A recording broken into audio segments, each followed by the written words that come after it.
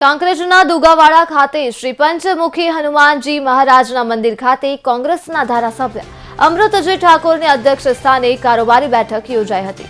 સૌપ્રથમ દીપ પ્રાગટ્ય કરી કાર્યક્રમને ખુલ્લો મૂકવામાં આવ્યો હતો।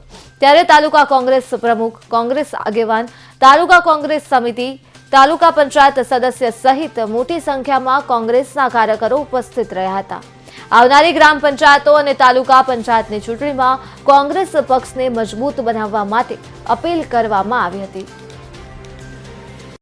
અમે મોટી સંખ્યામાં લગભગ 50 કાર્યકર મિત્રો સાથે આજે અમે ભારતીય જનતા પાર્ટી સાથે છેડો ફાડી અને ભારતીય રાષ્ટ્રીય કોંગ્રેસ પાર્ટીમાં જોડાયા છીએ।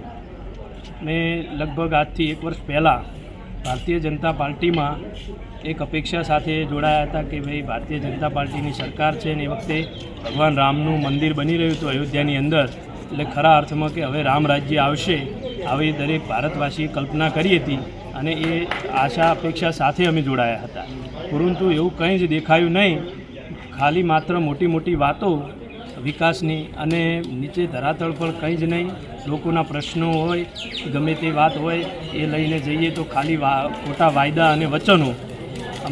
લગભગ કાંકરેજ તાલુકામાં છેલ્લા 1 વર્ષથી 9.5 કરોડ રૂપિયા અંદાજિત આયોજન પડ્યા છે। અમને ગામ લોકો પ્રશ્નો કરે સરપંચ તરીકે કે આપણા ગામમાં વિકાસ કેમ નથી થતો, પણ તાલુકામાં આયોજન ન થાય તો ગામમાં વિકાસ કઈ રીતે થાય? એટલે ભારતીય જનતા પાર્ટીની સરકાર દ્વારા કાંકરેજ તાલુકામાં અનેક પ્રશ્નો છે, પરંતુ એમની અવગણના કરવામાં આવે છે, જેથી દુઃખી થઈ અને અમે આજે રાજીનામું આપી અને ભારતીય રાષ્ટ્રીય કોંગ્રેસમાં કરવાપસી કરી છે। મંદિરમાં કાંકરેજ તાલુકા કોંગ્રેસ પક્ષની વિસ્તૃત કારોબારી યોજાઈ હતી, જેમાં મુખ્ય વાત એ હતી કે 2024-25નું 9 કરોડનું આયોજન 24નું વર્ષ પૂર્ણ થવાને ગણતરીના દિવસો બાકી છે, તેમ છતાં તાલુકા કક્ષાનું 9 કરોડનું આયોજન થયું નથી। તે બાબતે છેલ્લા 7 મહિનાથી તાલુકા વિકાસ અધિકારી, મામલતદાર, પ્રાંત અધિકારી, કલેક્ટરશ્રી, જિલ્લા વિકાસ અધિકારી, સચિવ કક્ષાએ પણ રજૂઆતો કરી છે, છતાં સમયસર આયોજન થતું નથી। એ આયોજન નહીં થવાના મને 2 જ કારણો દેખાય છે કે એમને તાલુકા પંચાયત ભાજપની નથી બનતી એવું સ્પષ્ટપણે સ્વીકારી લીધું એવું દેખાઈ રહ્યું છે। સાથે સાથે કેટલાક એમના કહેવાતા મળતિયા કોન્ટ્રાક્ટરોના કામોનો સમાવેશ કરવા માટે થઈ અને આયોજનને ક્યાંક ડિલે કરી રહ્યા એવું સ્પષ્ટપણે દેખાય છે। આવતીકાલે સવારે 10 વાગ્યે અમે શિવરી રેસ્ટ હાઉસ સૌ કાર્યકર આગેવાનો ભેગા થઈ મામલતદારશ્રીને, તાલુકા વિકાસ અધિકારીને વહેલી તકે આયોજન કરી અને કાંકરેજ તાલુકાના ગામોને ન્યાય આપે વિનંતી કરવાના છીએ। અને એ બાબતથી છતાં પણ અધિકારીઓ કુંભકર્ણ નિદ્રામાંથી જાગશે નહીં તો આવનાર સમયની અંદર ફરીથી અમારા સંગઠન સાથે ચર્ચા કરી અને કલેક્ટર કચેરી ચક્કાજામ કરવામાં આવશે।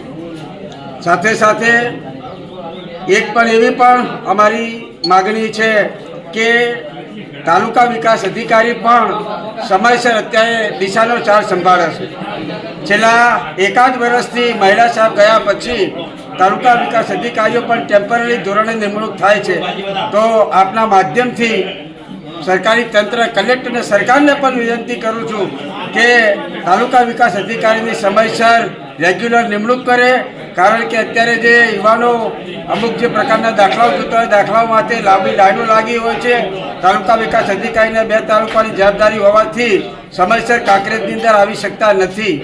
અને આપણે આ જોયું છે કે અમારા હાર્દિકભાઈ દેસાઈ જે ભાજપની ભ્રામક વાતોમાં આવીને ભાજપમાં જોડાયા હતા, પણ ટૂંકા જ સમયની અંદર ફરી કોંગ્રેસ પક્ષ પોતાના ઘરમાં વાપસ થયા છે।